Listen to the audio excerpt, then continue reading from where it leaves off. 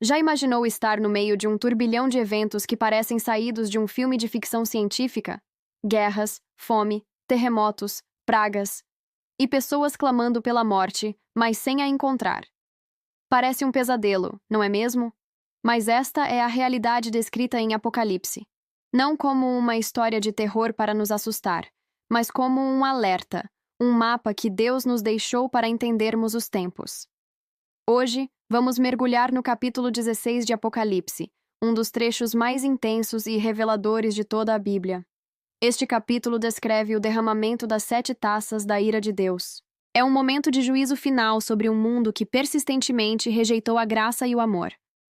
Sei que pode parecer pesado, mas peço que fique comigo, porque no final de toda essa escuridão, existe uma luz de esperança indescritível. Vamos começar. O capítulo 16 se inicia com uma voz poderosa vinda do templo, ordenando a 7 anjos: Ide e derramai pela terra as 7 taças da cólera de Deus. Cada taça liberada traz uma calamidade específica, um juízo direcionado. A primeira taça é derramada, e úlceras malignas e dolorosas atingem as pessoas que tinham a marca da besta e adoravam a sua imagem. Pense nisso. Não é um castigo aleatório.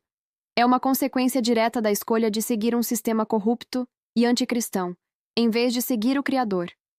Hoje vemos tantas ideologias e sistemas que exigem nossa lealdade total, nos prometendo segurança ou sucesso, mas que nos afastam da verdade. Esta primeira praga nos mostra que a aliança com o mal sempre termina em dor e sofrimento. Em seguida, o segundo anjo derrama sua taça no mar, e o mar se transforma em sangue, como de um morto. Toda criatura viva no mar morre. Imagine o impacto ecológico e econômico disso.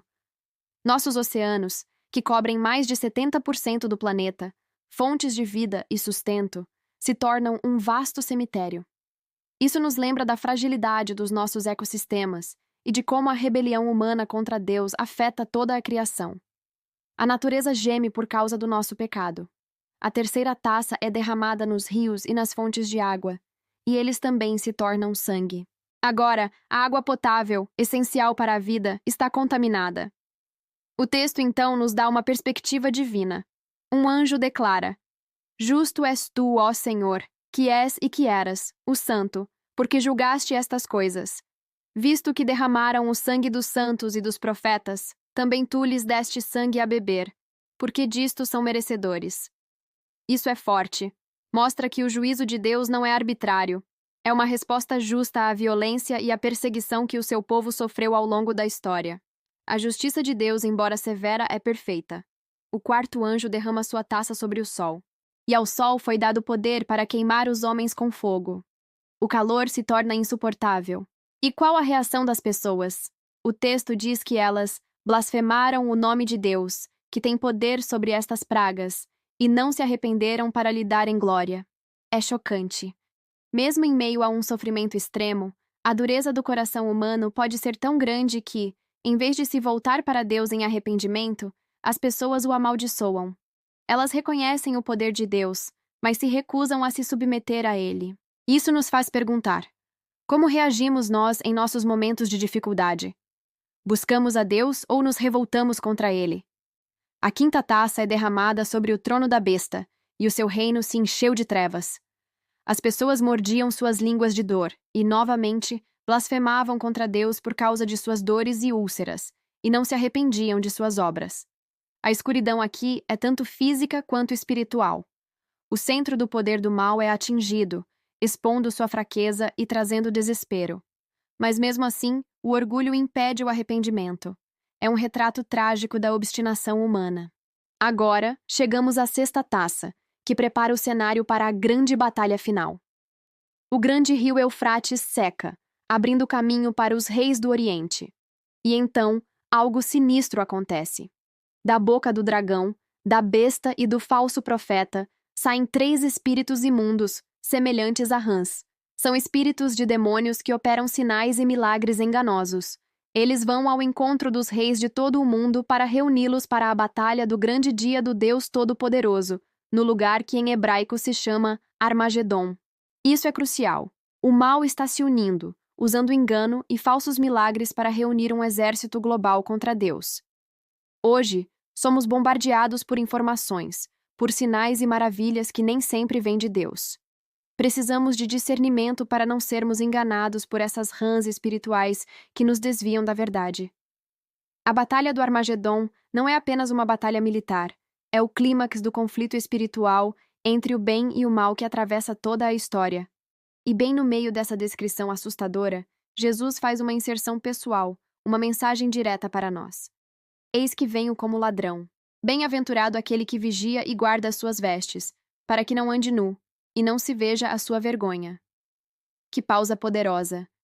Em meio ao caos, Cristo nos chama à vigilância. Ele virá de surpresa. Guardar as vestes significa manter-se puro, viver em retidão, não se contaminar com o sistema do mundo. Aquele que está vigilante e preparado não será pego de surpresa nem envergonhado na sua vinda. Finalmente, a sétima e última taça é derramada no ar. E do templo sai uma grande voz, vinda do trono, que diz: Está feito. Acabou. O juízo está completo, e o que acontece em seguida é cataclísmico. Há relâmpagos, vozes, trovões e um terremoto tão grande como nunca houve, desde que há homens sobre a terra. A grande cidade, Babilônia, se divide em 3 partes. As cidades das nações caem. Deus se lembra da grande Babilônia para lhe dar o cálice do vinho da indignação da sua ira. Ilhas fogem, montanhas desaparecem, e uma chuva de pedras gigantes, pesando cerca de 1 talento, algo entre 30 e 40 quilos cada, cai do céu sobre as pessoas. E a reação final da humanidade? E os homens blasfemaram de Deus por causa da praga da saraiva, porque a sua praga era muito grande. Até o último momento, em meio à destruição total, o coração endurecido se recusa a se curvar. Ouvir tudo isso pode ser esmagador, pode gerar medo. Mas o propósito de Apocalipse não é nos aterrorizar, é nos preparar. Tudo isso que lemos é o resultado de um mundo que escolheu viver de costas para Deus. É a consequência inevitável de rejeitar o amor, a graça e o perdão que ele oferece. Mas aqui está a mensagem mais importante de todas. No meio de toda essa descrição de juízo, Jesus se apresenta. Ele diz: Eis que venho. Essa é a esperança. Para aqueles que o rejeitam, sua vinda é um dia de juízo. Mas para aqueles que o aceitam, sua vinda é um dia de redenção, de resgate, de salvação. Jesus Cristo não é apenas o juiz que virá. Ele é o Salvador que já veio. Ele veio ao mundo, viveu uma vida perfeita, e na cruz, ele tomou sobre si o nosso juízo. Ele bebeu o cálice da ira de Deus que nós merecíamos, para que pudéssemos beber do cálice da salvação. Ele derramou o seu sangue para que não precisássemos experimentar a praga dos rios de sangue. Ele suportou a escuridão na cruz para que pudéssemos viver na sua luz. A Bíblia diz em Romanos 8:1: Portanto, agora nenhuma condenação há para os que estão em Cristo Jesus. Se você está em Cristo, as taças da ira não são para você. O juízo já caiu sobre ele na cruz. Você está seguro, protegido pelo seu sacrifício. Então, a pergunta que fica hoje para cada um de nós é: de que lado você está? Você está construindo sua vida sobre o sistema deste mundo, marcado pela besta, e caminhando em direção a esse juízo inevitável? Ou você escolhe vigiar, guardar suas vestes e colocar sua fé em Jesus Cristo, o único que pode te salvar? O convite de Jesus é simples e está aberto a todos, agora mesmo. Não espere o soar das trombetas ou o derramar das taças. O momento de decidir é hoje. A porta da graça ainda está aberta. Se você se sente pesado pelo seu pecado, se teme o futuro, se anseia por paz e segurança verdadeiras, eu te convido a se voltar para Jesus. Não é sobre religião, é sobre um relacionamento. É sobre reconhecer que você precisa de um Salvador e que Jesus é esse Salvador. É sobre entregar a sua vida a Ele e confiar que o sacrifício dele na cruz foi suficiente para te perdoar e te dar vida eterna. Se você quer tomar essa decisão hoje, você pode fazer uma oração simples, aí mesmo onde você está. Diga algo como: Senhor Jesus, eu reconheço que sou pecador e que preciso de ti. Eu acredito que o Senhor morreu na cruz pelos meus pecados e ressuscitou. Eu me arrependo dos meus caminhos e peço o teu perdão. Entra na minha vida. Sê o meu Senhor e Salvador. Eu quero viver para ti a partir de hoje. Obrigado por me salvar. Se você fez essa oração, quero te encorajar a encontrar uma igreja que ensine a Bíblia para crescer na sua nova fé. E se você já é um seguidor de Cristo, que esta mensagem reforce a sua urgência em compartilhar o Evangelho e a sua determinação em vigiar e orar, mantendo-se fiel até o fim. Obrigado por me acompanhar nesta jornada profunda por Apocalipse 16.